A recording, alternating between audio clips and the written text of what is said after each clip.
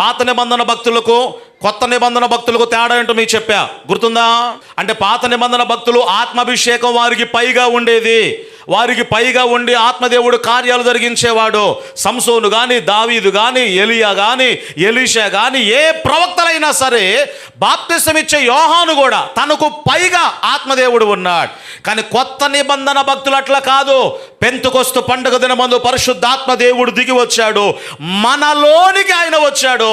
మనలోనికి వచ్చి ఏం చేస్తున్నాడు అంటే క్రీస్తు స్వభావములోనికి మనలను మారుస్తూ ఉన్నాడు. అది పాత నిబంధన భక్తులకు కొత్త నిబంధన భక్తులకు తేడా. పాత నిబంధన భక్తులు ఏ భక్తునికి కూడా ఆత్మదేవుడు లోపల లేడు. ఎక్కడున్నాడు? వారికి పైగా ఉండి కార్యాలు జరిగించాడు. అందుకోసమే సంసోను ఆత్మదేవుడు బలంగా దిగి వచ్చినప్పుడు బలంగా కార్యాలు జరిగించాడు. బలంగా కార్యాలు జరుగుతున్నాయి, మళ్ళీ ఏం చేశాడు అంటే ఒక స్త్రీ దగ్గరకు వెళ్ళి వ్యభిచరించాడు. దావీదు కూడా బలంగా కార్యాలు ఆయన ద్వారా జరుగుతున్నాయి, ఆ తర్వాత వ్యభిచార పాపములు ఆయన పడిపోయాడు. ఏలియా కూడా ఆయన మీద బలంగా ఆత్మదేవుడు దిగి వచ్చినప్పుడు బలంగా కార్యాలు జరిగించాడు. ఆ తర్వాత ఒక స్త్రీకి భయపడి వెళ్ళి ఆయన దాక్కున్నాడు. బాప్తిసం ఇచ్చే యోహాను కూడా యేసయ్య గురించి బలంగా ప్రకటించాడు. ఆయన అనుకున్న కార్యం జరగకపోయేసరికి అసలు ఈయన క్రీస్తేనా అనే అనుమానం వచ్చింది. కొత్త నిబంధన భక్తులారా అని చెప్పుకునే వారులారా, మీకు అలాంటి అనుమానం కలిగిందంటే అందులో అనుమానమే లేదు, మీరు కూడా పాత నిబంధన భక్తులే. ఎవరున్నారు ఇక్కడ? కొత్త నిబంధన భక్తులకు అనుమానం కలగల. మీరు చూడండి, పౌలు శీల చెరసాల్లో వేయబడ్డారు, కొట్టబడ్డారు, రక్తాలు కారుతున్నాయి. బాప్తిసం ఇచ్చే యోహాను లాగా అనుకున్నారా ఆయన క్రీస్తేనా? ఆయన క్రీస్తైతే మాకు ఎదుగి బాధలు, మేమెందుకు కొట్టబడతాము, మాకేంది బాధ హింస అనుకోలేదు. వారు ఆయన నామము నిమిత్తమై ఆ హింసను పొందడము అది సంతోషమని వారు ఎంచుకున్నారు. అది కొత్త నిబంధన భక్తులు అంటే. స్తోత్రం చెప్పండి గట్టిగా, హల్లెలూయా. కొత్త నిబంధన భక్తుడు కొట్టబడినప్పుడు, నిందించబడినప్పుడు, అవమానపరచబడినప్పుడు, అనేకుల ఎదుట విమర్శించబడినప్పుడు కొత్త నిబంధన భక్తులు చేసేదేంటో తెలుసా? ప్రభువుల వారు ఆనందపడతారు. ఈ బాప్తిసం ఇచ్చేటువంటి యోహాను తాను అనుకున్న కార్యం అక్కడ జరగకపోయేసరికి యేసయ్య విషయంలో అనుమానాన్ని ఆయన వ్యక్తపరుస్తున్నాడు. ఆ విషయంలో, ఆ సందర్భంలో యేసయ్య ఒక స్టేట్మెంట్ ఇచ్చాడు. ఏంటో తెలుసా? నా విషయమై అభ్యంతరపడని వాడు ధన్యుడు. స్తోత్రం చెప్పండి గట్టిగా. సరే, ఈ 11వ అధ్యాయములో ఇక 11వ వచనములో మనం చదువుకోండి. అక్కడ రాయబడిన మాట, స్త్రీలు కనిన వారిలో బాప్తిసం ఇచ్చేటువంటి యోహాను కంటే గొప్పవాడు పుట్టలేదని నిశ్చయముగా మీతో చెప్పుచున్నాను. ఆ స్టేట్మెంట్ ఇచ్చినప్పటికీ బాప్తిసం ఇచ్చే యోహాను కంటే గొప్పవారు ఎవరు లేరు. మరి ఇప్పుడు ఉన్నారా? ఆ తర్వాత మీరు చదవండి, ఏమన్నాడు యేసయ్య? స్త్రీలు కనిన వారిలో బాప్తిసం ఇచ్చే యోహాను కంటే గొప్పవారు లేరు. అయితే ఏమన్నాడు? అయినను పరలోక రాజ్యములో అల్పుడైన వాడు ఆయన కంటే గొప్పవాడు అన్నాడు. ఆమేన్ చెప్పండి గట్టిగా. అసలు ఈ రాజ్యములోనికే ప్రవేశం, పరలోకం గురించి కాదు. పరలోకం గురించి చెప్పాలి అక్కడ, పరలోక రాజ్యం గురించి చెప్తున్నాడు. ఈ రాజ్యములోనికి అర్హత ఏంటో తెలుసా? బైబిల్లో రాయబడిన మాట, మీరు చిన్న పిల్లల వంటి వారైతేనే తప్ప ఈ సంఘములోనికి, రాజ్యములోనికి మీరు ప్రవేశించడానికి అర్హత లేదు అన్నాడు. అర్థమైన వారు ఆమేన్ చెప్పండి గట్టిగా. ఇప్పుడు జాగ్రత్తగా వినండి, యోహాను కంటే గొప్పవాడు ఎవడు లేడు అన్నాడు. కానీ అల్పులుగా తన్ను తాను ఎవరు తగ్గించుకుంటారో పరలోక రాజ్యంలో యోహాను కంటే గొప్పవారు అన్నారు. ఎవరికంటే? ఇప్పుడు మీరు చెప్పండి, గొప్పవారు అనిపించుకోవాలి అంటే పరలోక రాజ్యంలో ఏం చేయాలి? మనల్ని మనము తగ్గించుకోవాలి. తగ్గింపు కొంతమందికి మాటల్లో, యాక్షన్లో ఉంటుందండి. యాక్షన్ అంటే అందరు ఉన్నప్పుడు ఎంత విధేయతగా, అవునా కదా? వారి మాటల్లో కూడా ఇక అమ్ములారా అన్నట్లుగా అంత చక్కగా మాట్లాడతారు, అవునా కదా? ఇక కొంతమంది ప్రార్థన చేసినప్పుడు చూడాలి, మోకాళ్ళు వేస్తే ముందు ఇక స్టార్టింగ్లో ఉంటుందండి, ప్రభువా నేను మట్టినయ్యా, చేతలనయ్యా, కాలు కింద దుమ్మునయ్యా, చెత్తనయ్యా. ఈ మాటల్లోనే వాళ్ళ కదిలించామనుకోండి, కాలు కింద దుమ్ము కాదు, నెత్తి మీద కొమ్ము. తెలుసా మీకు? మాటల్లో ఏముంటుంది? మాటల్లోనే నేను మట్టినయ్యా, చెదలనయ్యా, పురుగునయ్యా, కాళ్ళ కింద దుమ్మున. మాటల్లో కాదు. ప్రభువు చెప్పాడు, తన్ను తాను తగ్గించుకునేవాడు హెచ్చించబడతాడు. ఒకసారి ఒక తల్లి వచ్చిందట. తల్లి యేసయ్య దగ్గరకు వచ్చి, అయ్యా నాకు 2 కొడుకులు ఉన్నారు, ఒక కొడుకునేమో కుడి పక్క, ఇంకో కొడుకునేమో ఎడం పక్క. నీ రాజ్యములో సింహాసనం ముందు కూర్చున్నప్పుడు ఒక కొడుకునేమో కుడి పక్క, ఒక కొడుకునేమో మన మిగతా వాళ్ళు ఏం కావాలా? యేసయ్యను అడిగిందండి, ఇద్దరిని చెరొక పక్క కూర్చోబెట్టుకో అంటే, అమ్మది నా చేతిలో లేదు, తండ్రి ఎవరికి అప్పగిస్తారు? వాళ్ళ చేతిలోనే ఉందమ్మా అని చెప్పాడు. జాగ్రత్తగా వినాలి. 12 మంది శిష్యులు కూడా కూర్చొని ఒకసారి కొట్లాట జరిగిందంటే వాళ్ళలో. ఏంటి కొట్లాట? ఎవడు గొప్పవాడు మనలో? ఎవడు గొప్పవాడు? పేతురు అనుకున్నాడు కదా, యేసయ్య ముందు నన్నే పిలిచాడు కాబట్టి నేను గొప్ప, అపోస్తలులందరికంటే ప్రథమమైన వాడును నేను గొప్ప అన్నాడు. మత్తయ్య గారు ఏమనుకున్నాడు? నేను ప్రభుత్వ ఉద్యోగిని, ట్యాక్స్ కలెక్టర్, రోమా ప్రభుత్వం దగ్గర ఉద్యోగం చేసేవాడిని. ఆ ఉద్యోగం చేసేవాడిని దేవుడు నన్ను పిలిచాడు. మీరు వెతులేని పాములురా, మీకంటే నేనే గొప్పని. ఇస్కరియోతు యూదా ఏమనుకున్నాడు? డబ్బులు సంచి ఎవరికైనా ఇచ్చాడా మీ దగ్గర? అసలు యేసయ్య ఎవరికి ఇచ్చాడు? నేను తెలియగలను కదా, నాకు ఇచ్చాడు. మీ అందరికంటే నేను గొప్పని. యోహాను ఏమన్నాడు? మీ అందరికంటే ఎక్కువ యేసయ్య నన్నే ప్రేమిస్తున్నాడు. బైబిల్లో ఉంది, యేసయ్య చేత ఎక్కువగా ప్రేమించబడిన శిష్యుడు ఎవరంటే అపోస్తలుడైనటువంటి యోహాన్. యేసయ్య శిలువ దగ్గర కూడా చివరి వరకు ఉన్న వ్యక్తి ఎవరో తెలుసా? మరియా, తర్వాత యోహాను. తాను ప్రేమించిన శిష్యుడు అని బైబిల్లో రాయబడింది. వీళ్ళకి తర్కం వచ్చేసిందట, ఎవరు గొప్ప అని చెప్పేసి అంటా ఉంటే యేసయ్య రాగానే అడిగారు, అయ్యా మాలో ఎవరు గొప్ప అని అడుగుతా ఉంటే యేసయ్య అన్నాడు, అసలు ముందు మీరు పరలోకం పోతారో లేదో చూసుకోండి అన్నాడు. పరలోకంలో ఎవరు గొప్ప కాదు, అసలు ముందు మీరు పరలోకం పోతారో లేదో చూసుకోండి అని చెప్పాడు. యేసయ్య ఏం చేస్తాడు అంటే తక్కువ మాట్లాడతాడు, క్రియల్లో ఎక్కువ చూపిస్తాడు. ఆయన ఏం చేశాడు? వెంటనే కింద కూర్చున్నాడండి. కూర్చొని ఒక తువాలు తీసుకొని ఆ బేషన్లో నీళ్లు తెప్పించి వాళ్ళ కాళ్ళు కడిగి ఏం చేస్తున్నాడు? తుడుస్తూ ఉంటే వీళ్ళకి సిగ్గేసిందట. ఇప్పుడు దాకా ఎవడు గొప్ప అనుకుంటే మన గురువు గారు ఎక్కడ కూర్చున్నాడు? కింద కూర్చొని మన కాళ్ళు కడుగుతున్నాడు. ప్రభు చెప్పాడు, తన్ను తాను తగ్గించుకునేవాడు హెచ్చింపబడును. ఎవడు గొప్ప పరలోక రాజ్యములో అంటే ఎవడైతే అల్పుడుగా చేయబడతాడో. ఎలా చేయబడతావు అల్పుడుగా?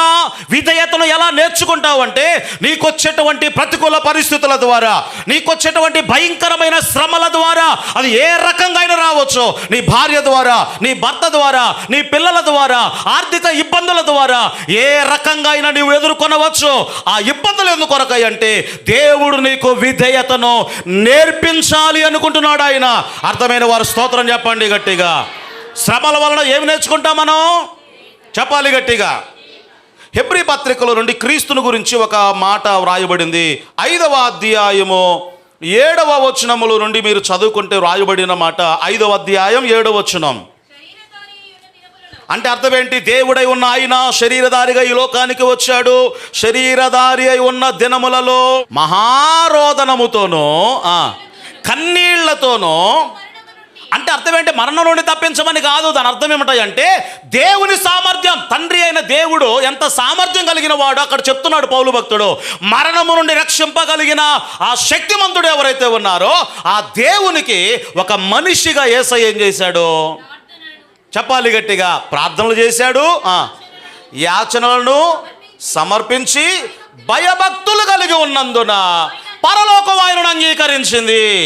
మీకు ఈ వచనం చదివినప్పుడల్లా ఎట్లా అనిపిస్తుంది నాకు తెలియదు, కానీ నేను అసలు జీర్ణించుకోలేను ఈ మాట. ఎందుకంటే యేసయ్య అసలు నిన్ను పరలోకం అంగీకరించడం ఏందయ్యా? మీకు అర్థమైందా ఈ మాట? ఆయన ఒక్కసారి పరలోకాన్ని వీడి మనిషిగా ఈ భూమి మీదకి వచ్చాడంటే, మరలా పరలోకం ఆయనను అంగీకరించాలి అంటే ఈ భూమి మీద ఒక మనిషిగా యేసయ్య ఏం చేయాలి? ప్రార్థన చేయాలి. ప్రార్థించాడు కాబట్టి పరలోకం ఆయన ఏం చేసింది? ఉందా బైబిల్లో? ఎట్లా ఉంది? పరలోకం ఆయనను మరలా అంగీకరించింది. ఇంకా మీరు చదువుకుంటే అక్కడ రాయబడిన మాట, ఆయన దేవుని కుమారుడై ఉండియో తాను పొందినటువంటి శ్రమల వలన అది. ఇప్పుడు చెప్పండి, యేసయ్య విధేయత ఎలా నేర్చుకున్నాడు? అమ్మా, ఎన్ని శ్రమలు పొందాడో యేసయ్య. దేవుని కుమారుడై ఉండి కూడా శ్రమల వలన ఏమి నేర్చుకున్నాడు అంటే విధేయతను నేర్చుకున్నాడు. యేసయ్యకు రానిది భూమి మీద ఏమంటాయంటే ఇవి రెండే. ఒకటి, ప్రార్థన చేయటం రాదు. రెండవది, విధేయత చూపించడం రాదు. ఇప్పుడు నేర్చుకోవడం అంటే ఎవరు నేర్చుకుంటారు?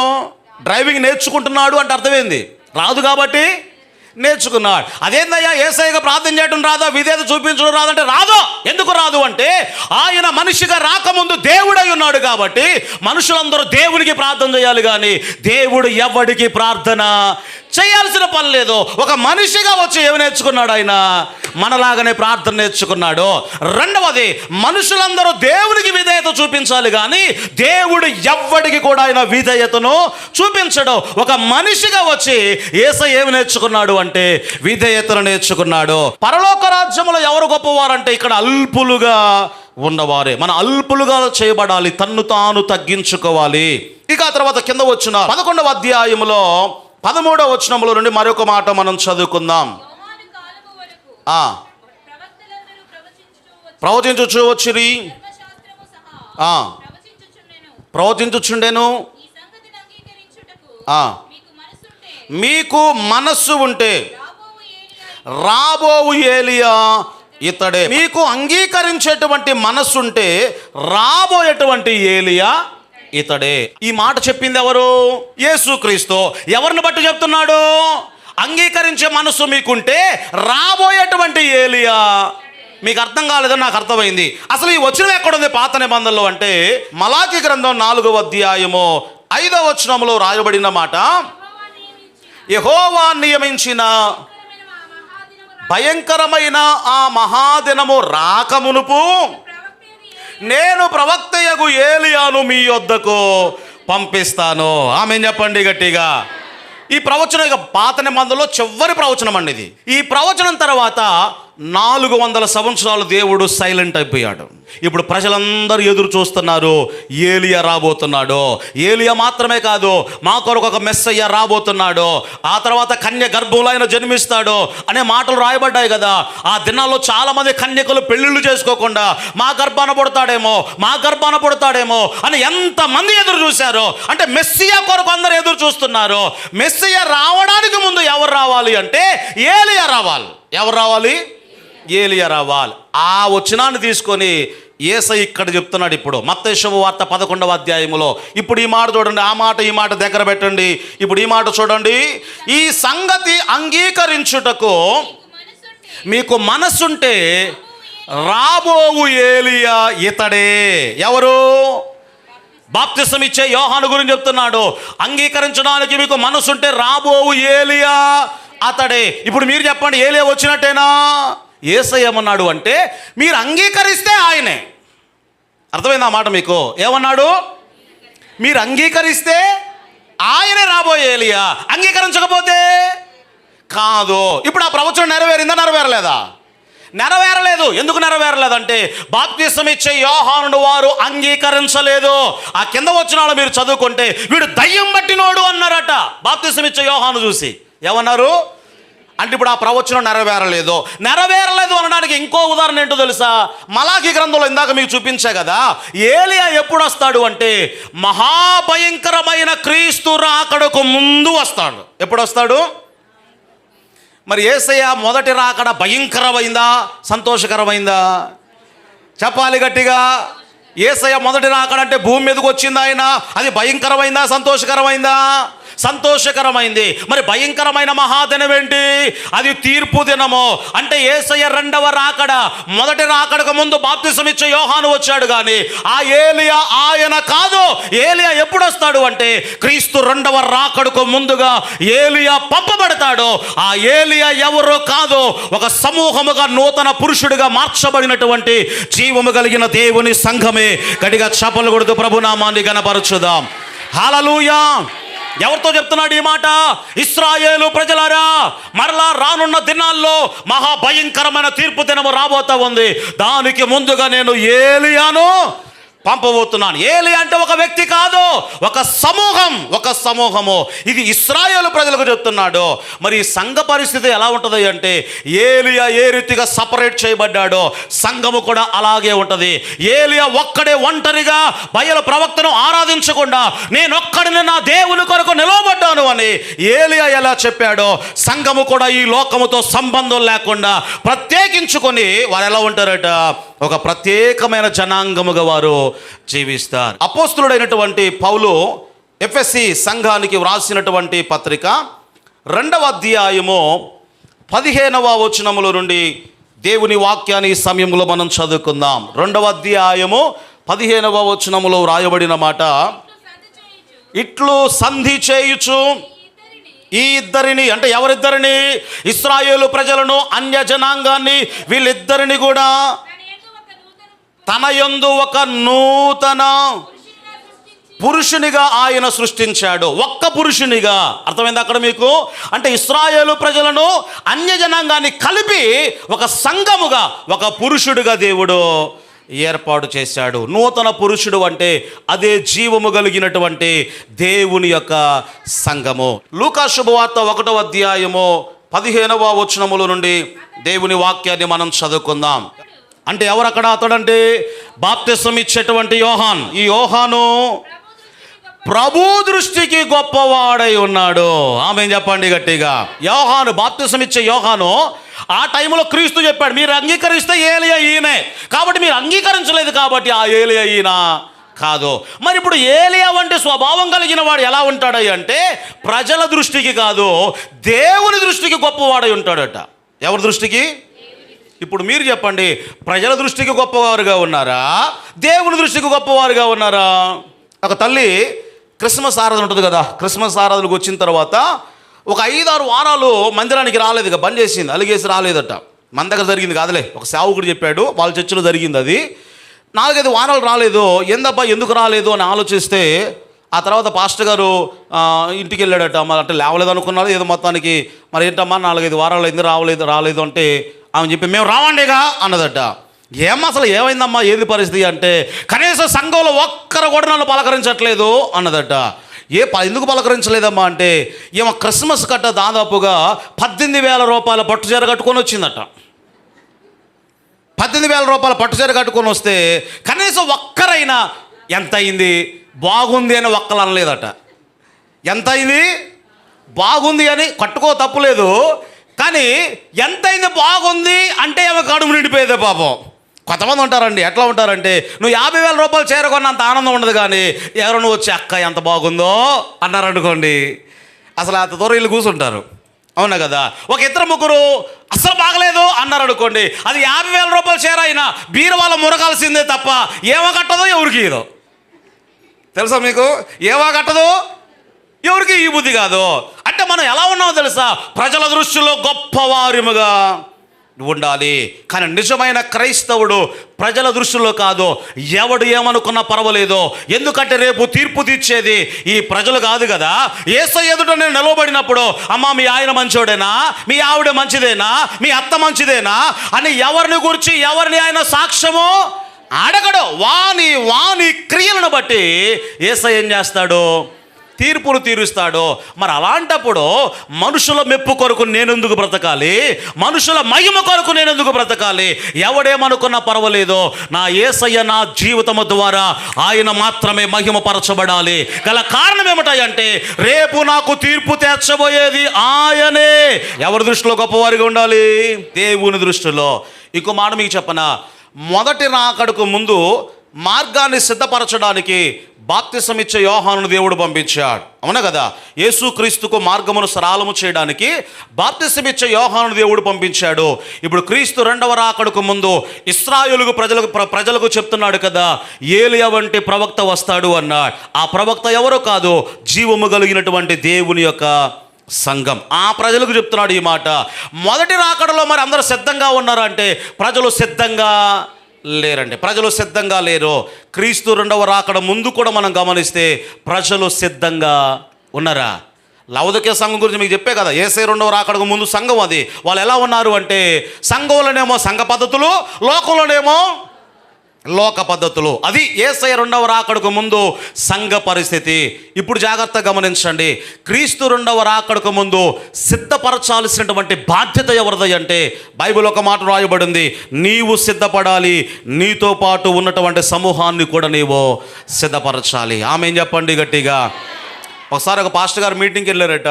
3 రోజుల సభల్లో అదే పాస్టర్ గారు అండి. ఈ పాస్టర్ గారు వాక్యం చెప్పడానికి వెళ్ళాడు. 3 రోజులు ఇదే పాస్టర్ గారు వాక్యం చెప్పాడు, బాగా వాక్యం చెప్పాడు, ఉజ్జీవంగా.